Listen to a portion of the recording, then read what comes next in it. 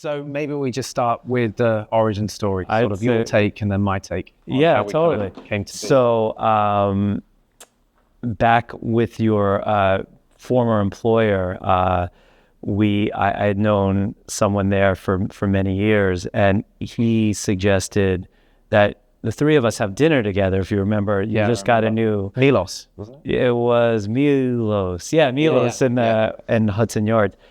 And he's like, you two are going to really get along. And you were just coming over for a new position here to be like global head, a New York-based position. And I was, I guess, a little bit, I don't know, trepidatious. Like, we're going to really get along. We're going to like this guy. We're going to be working together, right? We had a pretty long-standing relationship with that company. And I'd say we went to Milos, we met, and I felt like there was like instant synergy between us. Like we're pretty like, that was a number of years ago now, wasn't it? It was probably 3.5. No, I was there 2 years. It's been a year. It must have been about 3.5 years ago. 3.5 years ago, yeah. I think kind of my take on how this all got started was, that was the first time we met. Obviously, we kind of worked in that like vendor-client relationship. Yeah. But I think there was something kind of different about your approach there. You know, when you're in that client position, you're working with a lot of agencies and they're trying to be your best friends and, you know, trying to take you to all of these things, etc. And it's nice in the moment, but I think the reason that this came to be is kind of fast forward 2 years, did my time in New York, had an amazing experience, but wanted to go back home, wanted to kind of explore new projects. And when I moved back, all of these agencies that were trying to be my best friends just dried up and that contact disappeared. And I remember that you and I kind of stayed in contact for that it must have been about 8-9 months. And we didn't even talk about work opportunities or anything like that. It was just to connect as humans and people. And that was really the start of the origin story for me, even before the possibility of kind of starting an agency or a business together. It was really the fact that you remained there even when there wasn't anything really in it for you on a business level. So you know, it's interesting now that which we'll talk about probably in a few minutes, but that genuine connection component, right, was really the seed level, the fundamental kind of building block, even with our personal relationship, right? Because and something that I've always, it took me years to realize that, but to genuinely connect with people and be yourself, be the same outside and inside, it seemed like for you was very refreshing, right? And for you, not something you weren't used to in a business environment, but something that with ColorX, my company for over 27 years, almost 30 years, that's what I really try to instill the values of. And I find that when you do that, when you like become more genuinely connected with people, and yes, we knew it was a business relationship. We knew we had something to do, why we were there. We weren't like, we weren't snowballing that. We weren't hiding that. But I think it really allowed us to be like a genuine friendship, a genuine connection, a genuine something that would last beyond that kind of temporary construct. And so maybe we didn't realize it at the time. Maybe you did, or I did, or we didn't. But that was really genuine seed level of this whole new thing that sort of started actually when that thing stopped. Yeah, that was the beginning. Yeah. And it then came to a moment in, I think it was October of last year. So that was 2023. I can't keep track of years. Totally. And I'd kind of got to a point where I'd been out of the corporate world now for about 8-9 months. And I was trying to figure out my ikigai, you know, what the world needs, what I'm good at, and really kind of figure out what that, and how I could bring all those things together. And We're in New York. Yeah. So we talked about having that like initial connection in New York, and the fact that it really meant a lot to me, the fact that you remained connected with me. Yeah. Once I moved back and there wasn't anything in it from a financial or business perspective, it was just a friendship, and I really respected that. And then I remember coming to you in the October of last year and saying, right, I think I've got an idea for a business concept. Would you be interested in getting involved in this? And I remember it was a very busy time. Yeah, what did I tell you?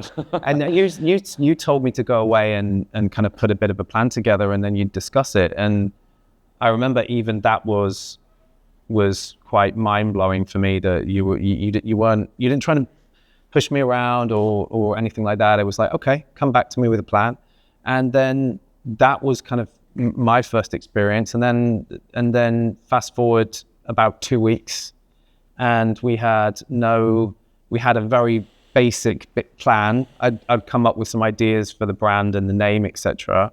We had this concept of building in this visual experience component, combining it with the creation part, which you had the design and production capacity to do, and I remember then we were on to the first project within 2 weeks. But little did you know that this idea that you came to me with was an idea that I've been sort of had on the shelf for many years previously. I was just looking for the right opportunity, the right person, the right situation to actually execute that.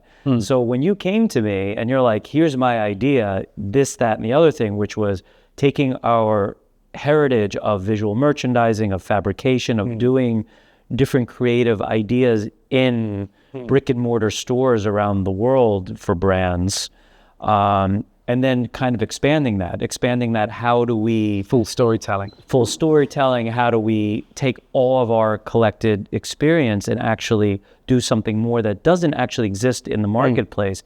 I had that idea years ago. I just couldn't, it was like on the tip of my tongue, I couldn't get out. So it was a very interesting moment for me, because when you came to me, I'm like, wow, this could be the actual opportunity of the manifestation of that moment. And you were coming from a different angle, but we kind of like both met at this point. And I think we were equally excited for maybe similar but different reasons. So that was a cool moment, I felt, for us. I've always been fascinated by this concept that all you are as an adult is a child that's kind of grown up, but you're basically the same human that you were there, with the same passions, the same like motivations, and when you really look at it, they tend to kind of feed into the adult version of you. Like we've never had this discussion. I'm really interested in what like 10-year-old Andy was like, and like what were your career aspirations at the time? Like what were the things the influences that you had that kind of got you interested in kind of what did you want to be when you grew up? Like, well, to answer that first, I'll go back. I actually wanted to be a pilot when I grew up, but that was very interesting. I didn't actually become a pilot, though. I fly a lot for work. I would say, going back to like, my parents were divorced when I was very young, and my mom I was raised by a single mom. I did have a relationship with my dad, but my mom got remarried very quickly because she felt that was a stable, and I do have a brother from that marriage. But she really never found herself. She was like this stay-at-home mom. And eventually, when I was about this 10 or 11-year-old kid, it's interesting you asked me, my mom decided she wanted to start a business, to like really make something for herself. And it was a high-end baby furniture store, retail stores, that we moved to Maryland, and we were down in DC area. And it was very interesting because my mom had no real business background. I mean, she probably hadn't had a job for many years prior to that, and I was young, and they started a company, right? They started, one store, and they expanded. And it became quite successful. I remember dinner tables from a kid that they would always talk about, employees and this and all these work kind of things. And it really gave me, looking back, that that really gave me not only the knowledge, but the confidence and the desire to say, no, I want to do something on my own. I don't really want to be, a boat like just floating down the stream. I wanted to be the person who was paddling the boat, the person who took charge.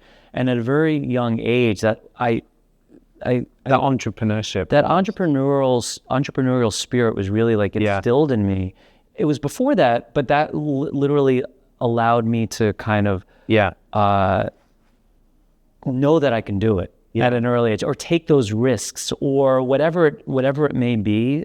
And looking back, that was very fundamental, right? So you almost had that kind of, you were surrounded by that entrepreneurship around your early days in your life. I think for me, like 10-year-old Sam, like I can kind of look back on it now and kind of understand it, but like I was always the captain of the football team or soccer team, wherever you're watching this, listening to this. But I was always in these roles where I was put in charge of kind of like motivating and leading teams, and it's something that I was really quite passionate about. And we had this discussion. It was like when I was in primary school, I loved sport, and I was a very small pool, but I was the best at what I did there. Went to secondary school, managed to still get in the high school team, but I was kind of in the middle. And it was just something that I can now look back and understand, like the privilege of like motivating and kind of leading. But at the time, that was always there. But at the time, you didn't realize how influential that was. Like, because I had the same experience, right? We weren't playing well, we did a little bit soccer, but it's more like softball or kickball we played in New York and in Maryland. But it was always like I was also picked first, and you were leading the team, and the responsibility to actually lead the team to victory was you. And it's very interesting at that very early age, you were just good at sport. You weren't looking to say like, how am I going to be? I want to be a leader. I maybe inherently gravitated towards that, or other people look to you to be a leader. But it's very interesting, fundamental things that I could say for myself too at 8, 9, 10 years old. You're relatively better, right? Than not professional, but relatively better than other people.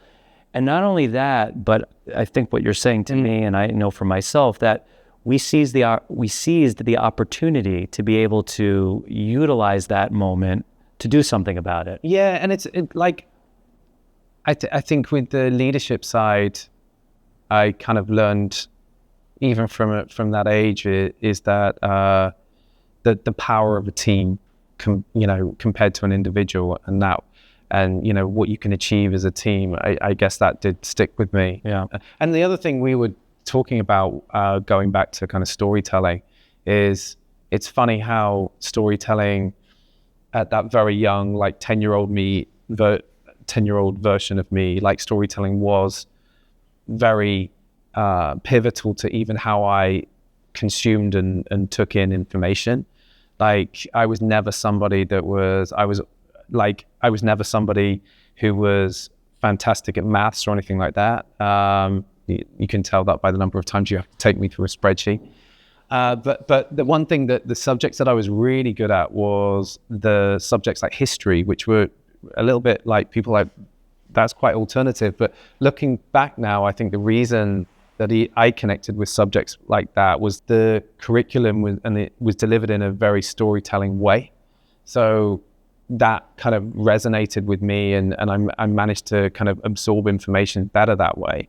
And I think even, when I was studying for my exams, I'd have to build stories to remember facts. So I didn't realize how important, even at an early age, storytelling was to me as a medium. That's very interesting. How did it work? It's interesting for me. What it allowed me to realize, I actually remembered facts that I cared about, right? So like I would consume facts about cars or airplanes or mechanical, some reason, different modes of transportation. I would remember crazy, weird facts about things.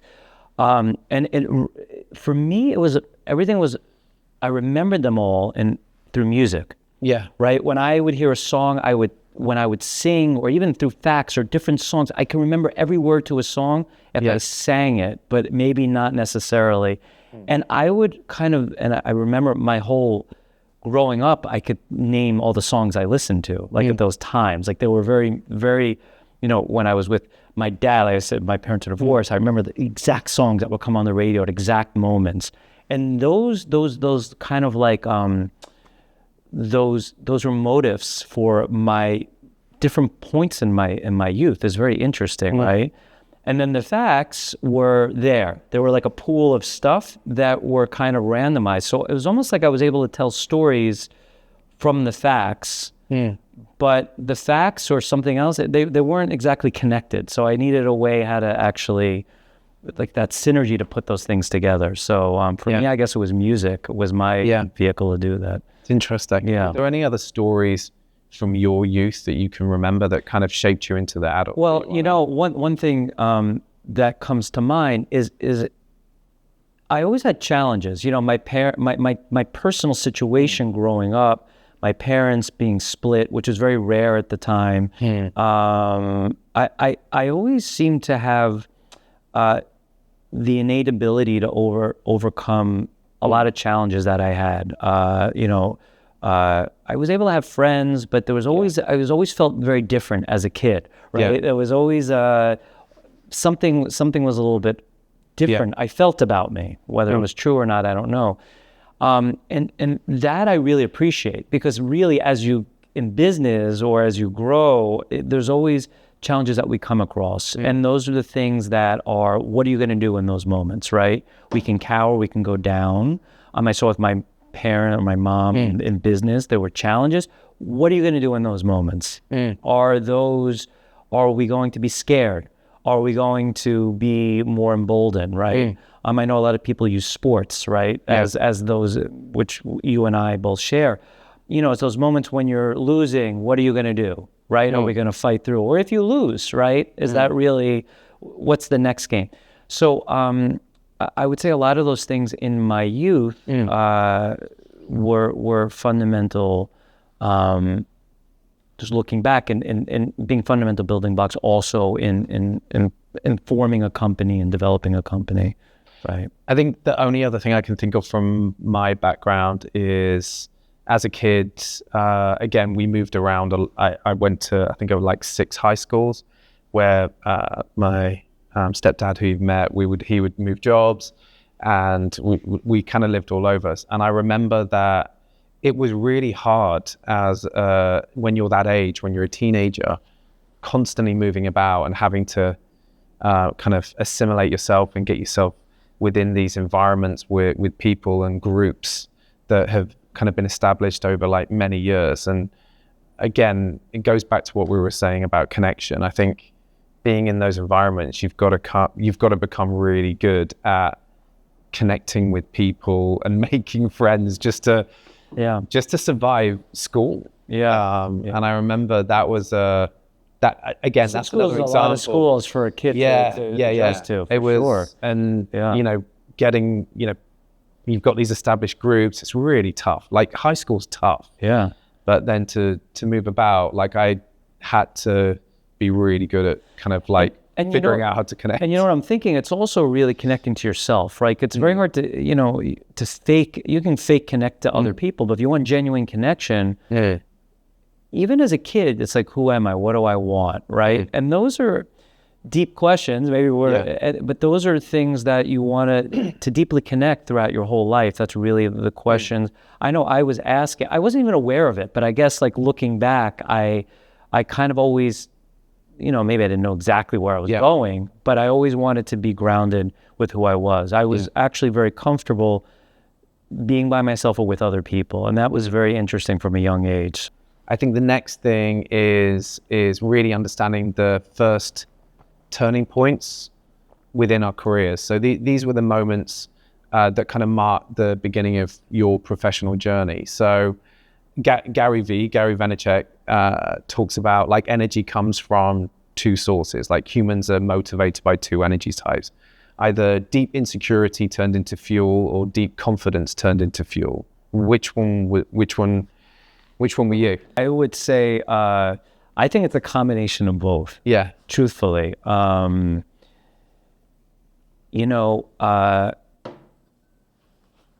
sometimes fear can create confidence, right? So which came first, chicken or the egg? That's more what I hear there, which is hard to say. Someone told me yesterday the chicken always comes first. I don't know if I agree with that, but interestingly enough, my first moment was probably then confidence, because this family business that when I graduated university and I decided to start my career in my 20s, my mom courted me to come into the business and take over the business for her. That was her succession plan. And I decided not to do that. I decided that no, I'd rather go on my own to New York. I was in Maryland at the time. And succeed or fail, I wanted to start something on my own. That was really, really important for me at that point. I was 22 years old at that stage. And so I came to New York. I got a job in this, roughly this business. It was a sales job. It was a sales job, which is the only job I got an answer back on. And the only job I said I was never going to take. I didn't want any job that was a sales job. Because I kept picturing, I don't know if you didn't want a sales job. I did not want a sales job. Yeah. It was the one job I did not want. I would probably take any other job other than a sales job. The play or the movie, Death of a Salesman, do you know that? Yeah, yep. Really resonated with me. It's like Willie Loman character of like this like sad sap of a guy who was like 60 years old and like his whole career was just a mess. And I don't know why that really resonated with me. Like I never wanted to be that guy. And sure enough, that was the one person who responded to my resume. This is at the time where you faxed your resume. It was internet and all that. And so I took this job, who has been my partner for now going almost on 30 years at ColorX, and answered the ad, got the job, and I started selling large format digital printing at that time in 1994 it was. And was kind of successful quickly because personable talking. It was a lot of hard work. Hit the pavement, like make appointments, cold, engine, push, appointments, like close the deal, and it was really exciting and it was scary. But I had at the time being 22 years old, I had the mentality I had nothing to lose. Right. So how did you go from that to starting ColorX? Well, it's a great question. So I worked for Gary at this company. He was my manager. Yeah. And after a couple of years of working there, this company had their idea of how to move forward in the marketplace was very backwards. wasn't aligned, and it was stifling, especially for him. He's 10 years older than me. And he came to me. He's like, would you ever consider doing this on your own, right, at the time? Now, I was 25 years old at that point, I was doing this for a couple of years. I had a decent book of business.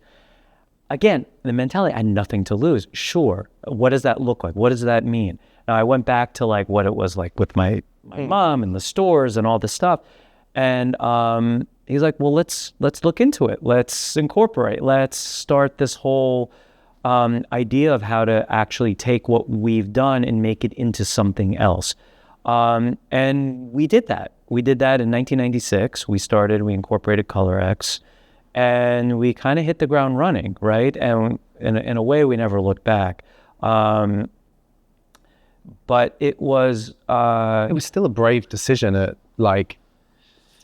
It was such a young brave, age. but when you know that you really have you have everything to gain, and like when you have the mentality that when you start something, we had a limited amount of money, we had to make a living, we had bills, but we didn't have family, or he did actually, he had a kid, but there was this mentality of we're just going to make it work. Yeah, we are just going to figure this out, and the universe is going to figure it out. And I wasn't overly spiritual in a way, that evolved as well over time. But it was just the thing to do.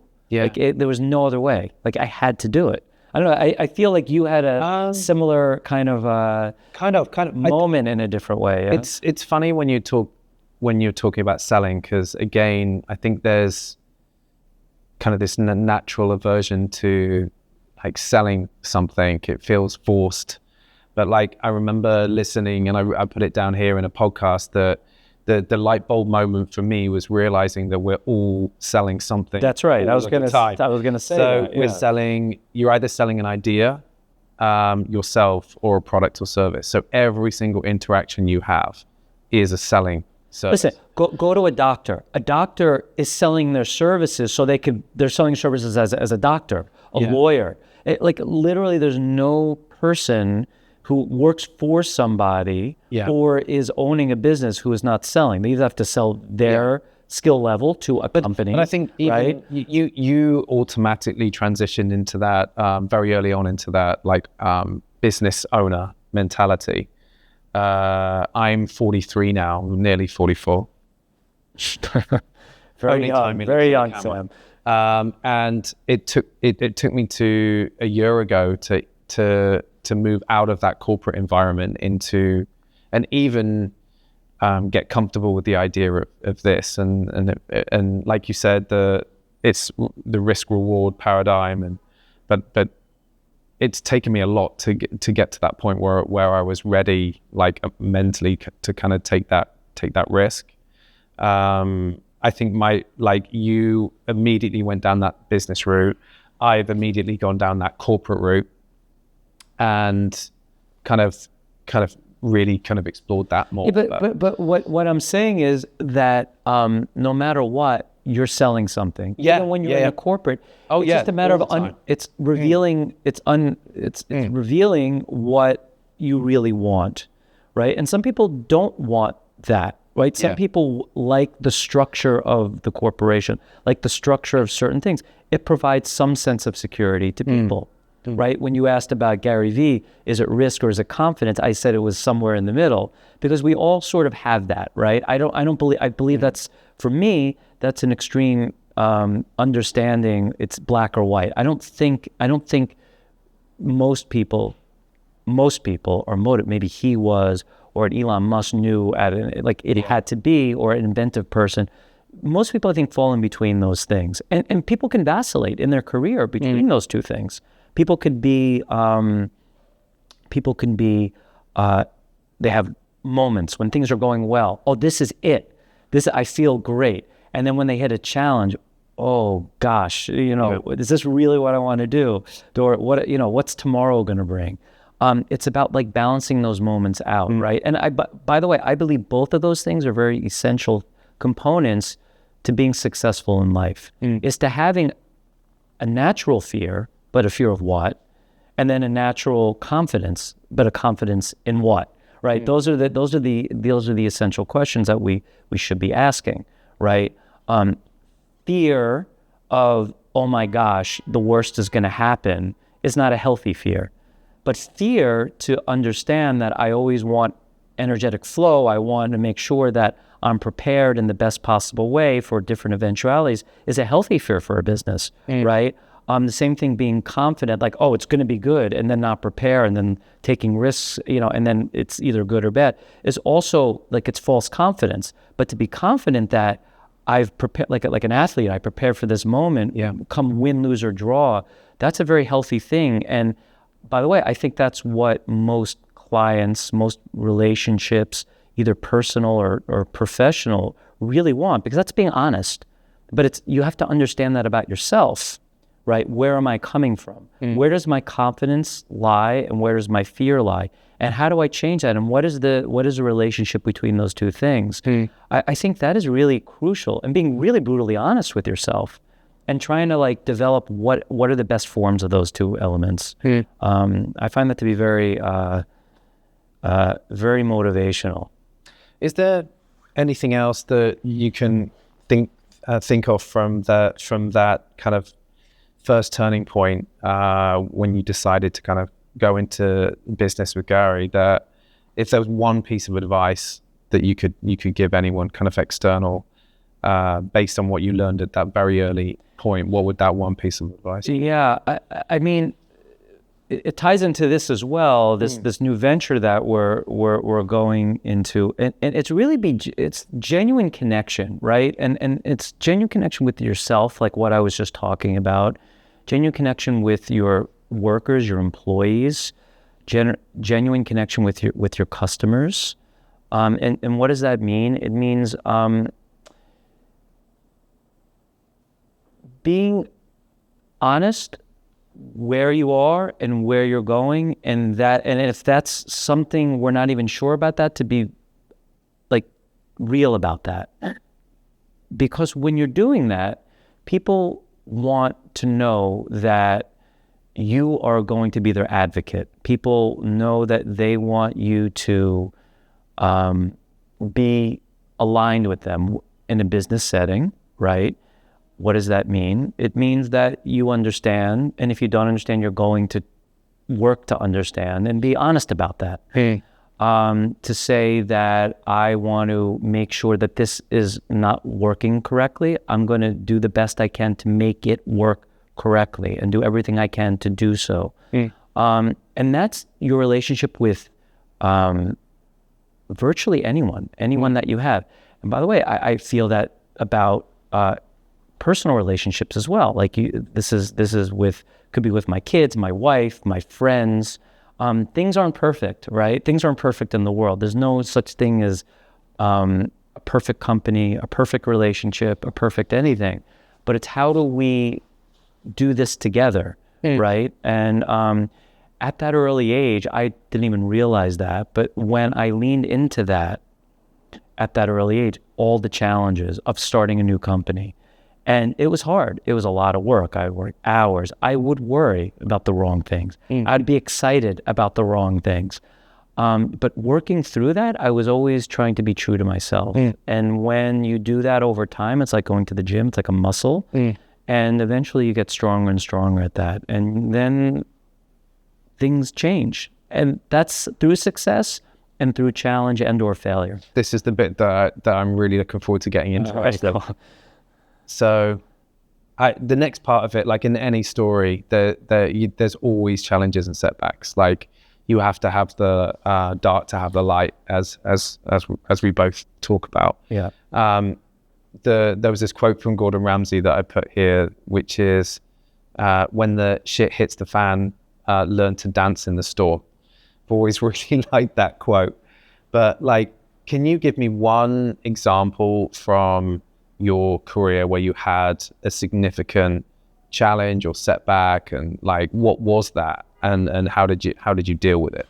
And then just while you're going into that, like I know that you're a very spiritual person, and I'm just before we even get into you giving me an example of and giving me some context, I'm really interested in understanding like how you view challenges and setbacks. Like how you, based on your spiritual approach, like when you see a challenge or a setback, how do you approach that? And then give me an example of like a big moment that happened. Well, how I'd answer that is how I used to view challenges, right? And how I view them now, right? And we're all on spiritual journeys. We're on journeys in life, careers, relationships, all that kind of thing.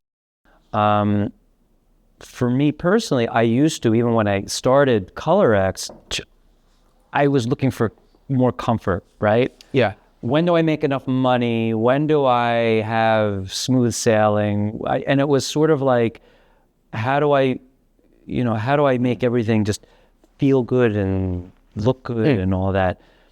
I learned through practice and through my spiritual practice as well that to embrace discomfort, embrace challenge. I don't know, everyone does like ice cold plunges, which I still don't love, but I do see the benefit of it. And what do they tell you to do? It's like, go in and spend 3 minutes in this freezing cold water. And by the way, they say, oh, you get numb and you enjoy it. I never enjoy it, right? I sit there for 3 minutes. It's torture for me.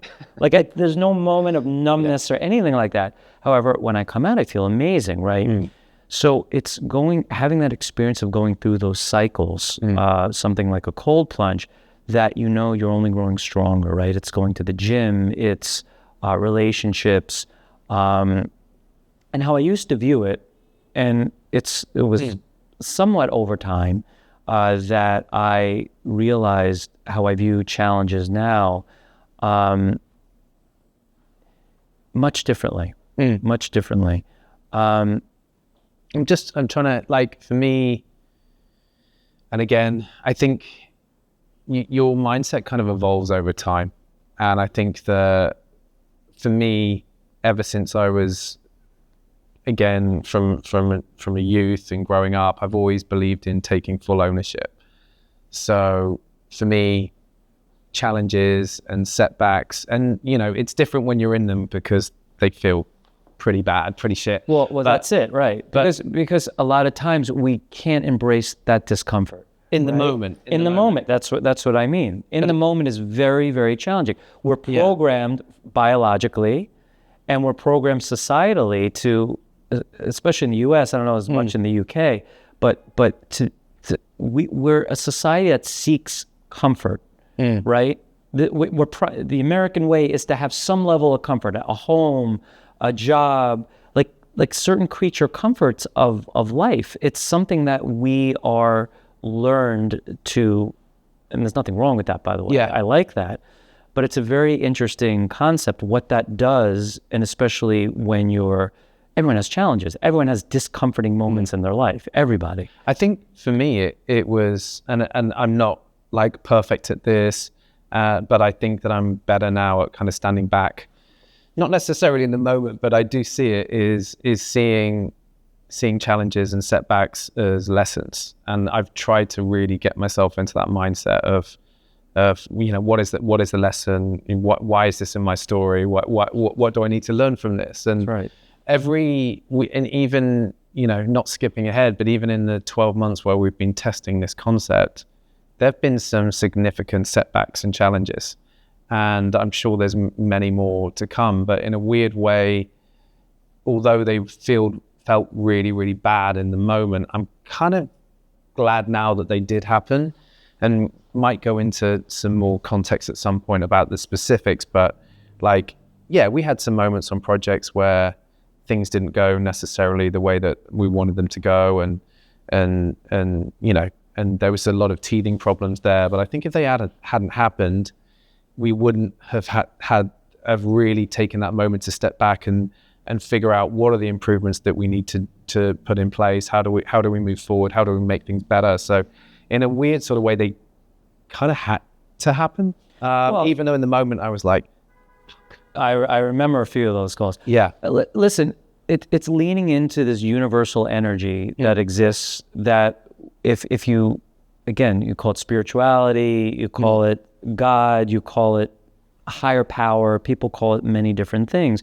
But if you know that these challenges are temporary, and you know that if you were able to zoom out to a perspective above time and space, you could see your life map out. To know that exists and to lean into that is a very powerful tool. I've leaned into that over developing in my career, especially over the last 10 or 15 years.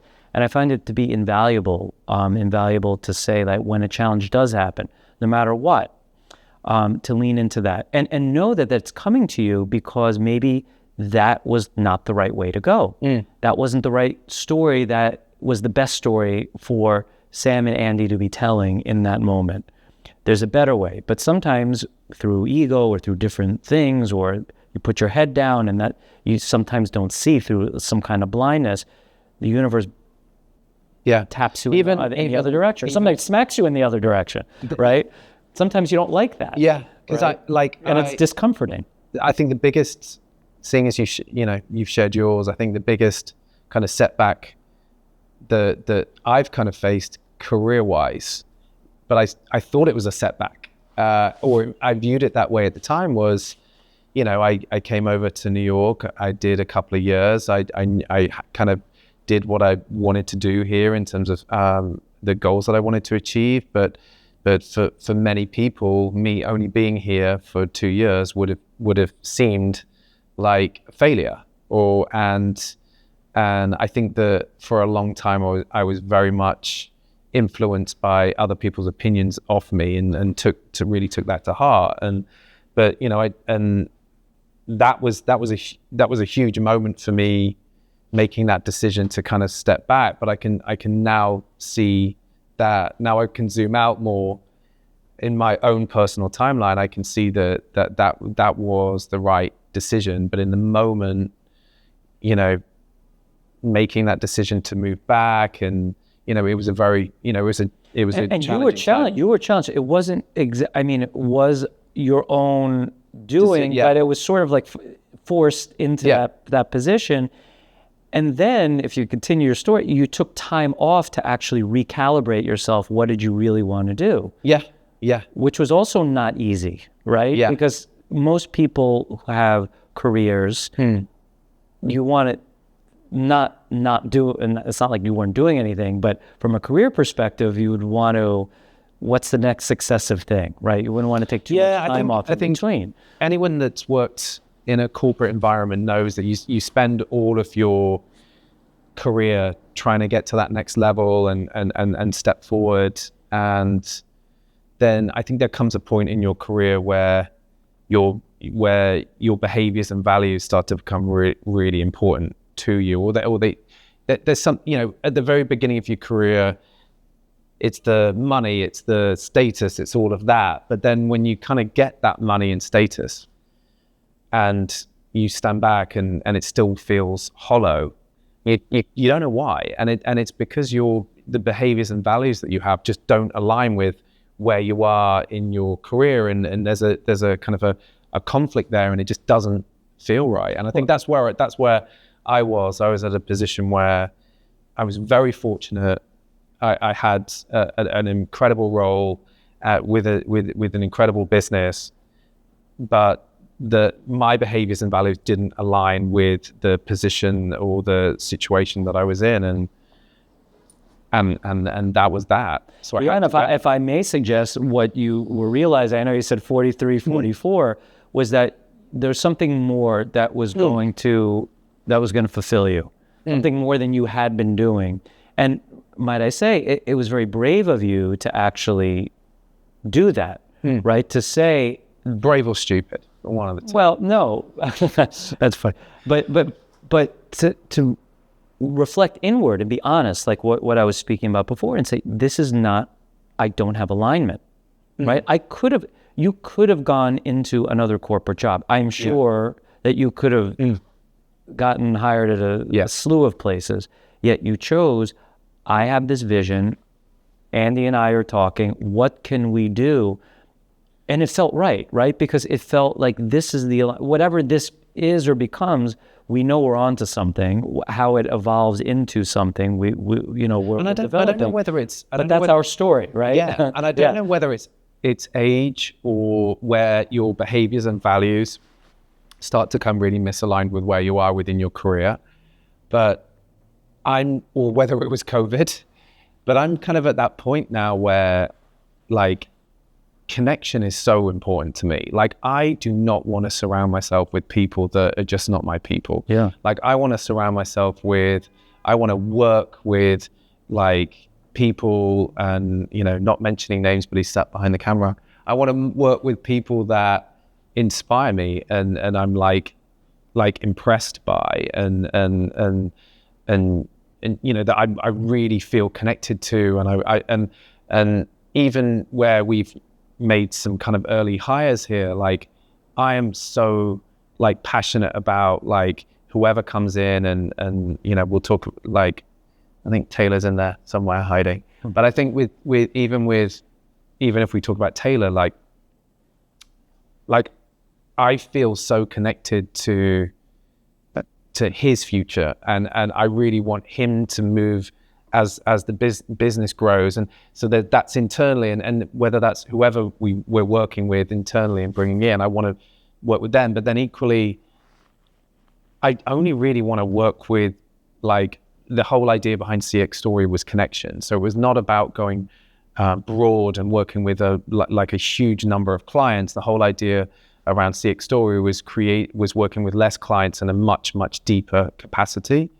And I want to work with brands and people that I'm passionate about and I'm interested in, and they're good humans. And if that means walking away from some projects where we maybe might not have the bandwidth to be able to deliver that like deep connection, or whether these people are just not the right humans to be compatible, I'd rather walk away right now. I only want to work with decent humans.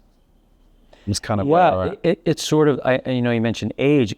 There's a lot of people who are much older than us and still haven't figured out that lesson, and maybe people who are younger than us.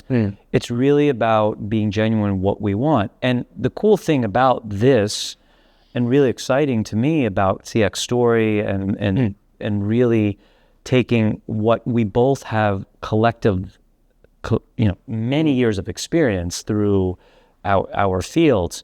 It's something new, and it's something that I think is really going to be refreshing to people we know and the people that we're about to meet, because we really feel that this is something that everyone can use, really. And that's really cool, and it's unique, and most importantly, it's genuine.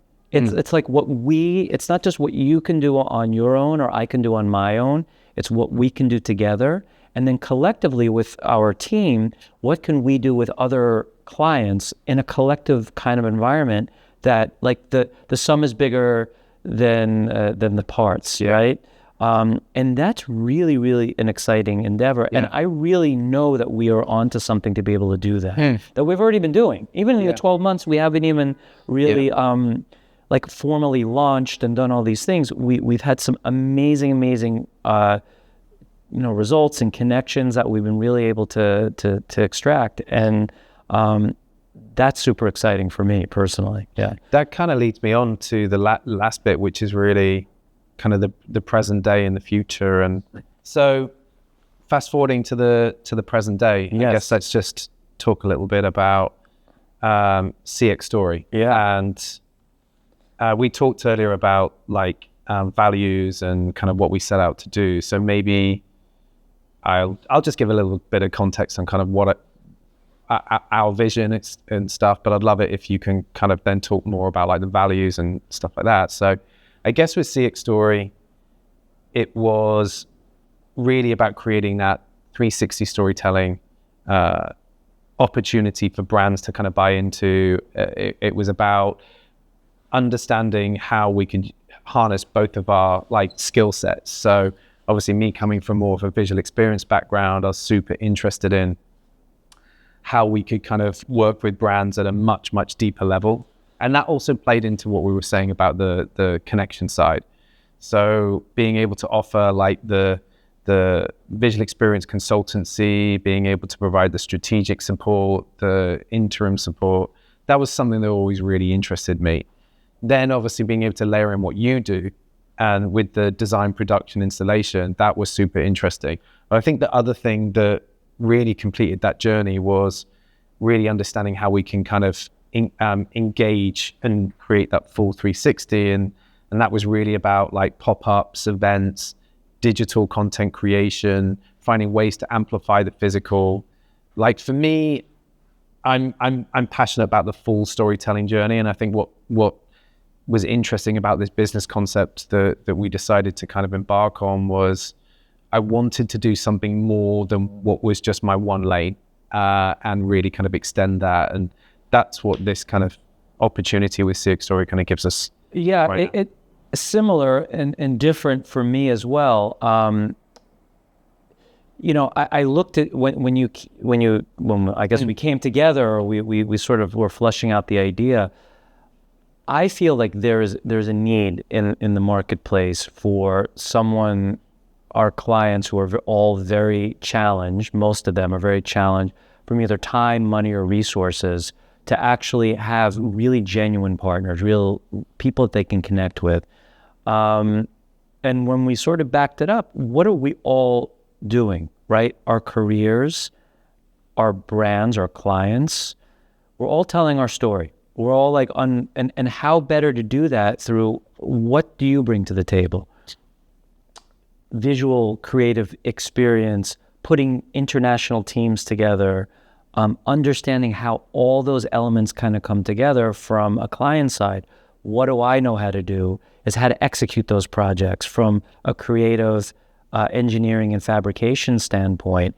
those two worlds don't exactly exist together, though they're very complementary. And when we kind of bolt on about building these teams together, about adding these kind of X factor elements, no pun intended, we really know that we're onto something more, right? To be able to bring into one comprehensive, cohesive unit in a bespoke way that we can kind of go in and out with different clients, how we could help them tell their story, which sometimes even the best brands struggle at, either on a macro or micro level, that we can kind of zoom in and provide support any step along the way, all along the way or some of the way, and kind of zoom in. It is really exciting. I think what kind of got me excited about this initial concept was I didn't want us to have to compete with any other agencies that are out there. There are so many agencies out there that can offer really great design, production, fabrication services, but I like including ColorX. But I wanted to figure out how could we compete on a different playing field, you know, one where we can be the experts on. And I think this idea of not focusing so much on selling a product or a service, but selling this idea of connection. So how do we compete with an agency that's been going for 20, 30 years? I think by absolutely being the very, very best we can on connection, communication, and really feeling like an extension of their team. Like the biggest compliment that I can get from any projects that we've worked on is if the client feels like we're an extension of their team. If we've done that, that's kind of like the most important KPI that I think that we have. Yeah, absolutely. And I think to go into this, understanding that and listening to that, that is the opportunity, right? That it's not a competition. Everything is complementary. Everything I want to look at as a win-win. And I think we come in an industry, we come from a world that is about winners and losers, right? We know from our sports background, someone's winning, someone's not. Yeah. I really think that the sort of the ethos of this company is to create win-win situations for everybody, right? That's our employees, that's our clients. And to do so, we really need to listen. And we need to listen and also be open to being versatile, but also knowing who we are, what we can bring to the table, understanding that it's not your story, it's not my story, it's our story. And to really understand that with humility and also appreciation is really something that I think we can uniquely bring to the market, and something that the market really, really is thirsty for.